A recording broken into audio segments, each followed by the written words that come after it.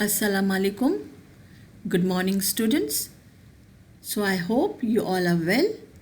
So, today let's begin our class with the second part of the poem, The Storyteller, that is part 2, stanza 3 and 4.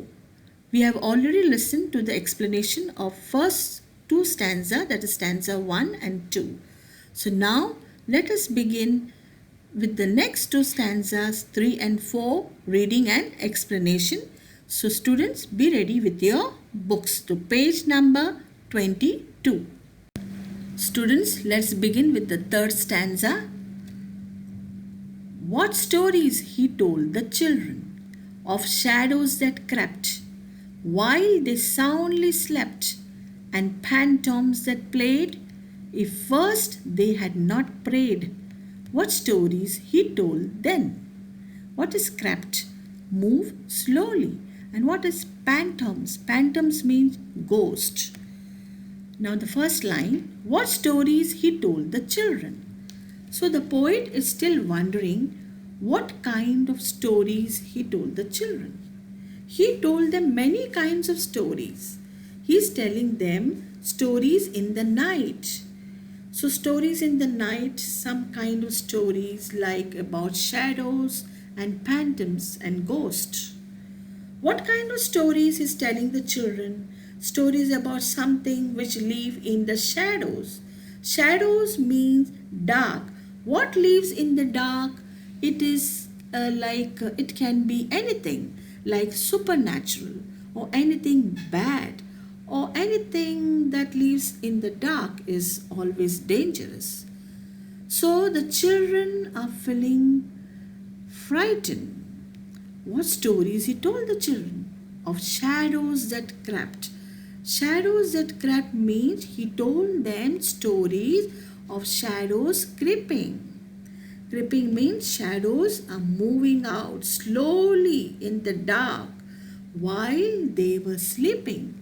While they soundly slept, the shadows, they come out and they were creeping in their room. They were moving in the room. They soundly slept when they were fast asleep. The children were sleeping. The shadows came out and they were moving. They were creeping in the room. And phantoms that played. What is meaning of phantoms? Phantoms means ghost. So he also told them stories of ghosts and phantoms that played. The storyteller is telling the children some stories about ghosts. When the children are sleeping, the ghosts come in their room and play.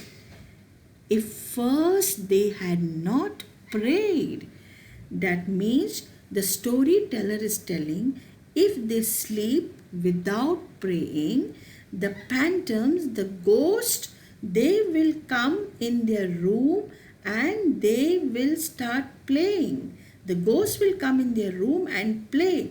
So the storyteller is telling they must pray every night before sleeping, or the ghost and the shadows will come in their room and they will start playing if they did not pray.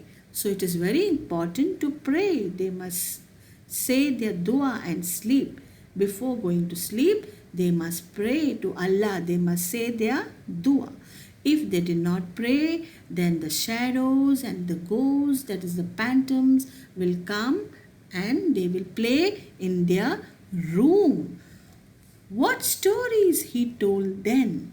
So the poet is wondering what kind of stories he told. Did he tell them the stories of shadows, creeping shadows, and phantoms of ghosts? Phantoms like ghosts, did he tell them this kind of stories? Now we will come to the last stanza of the poem, stanza 4 of the poem, The Storyteller.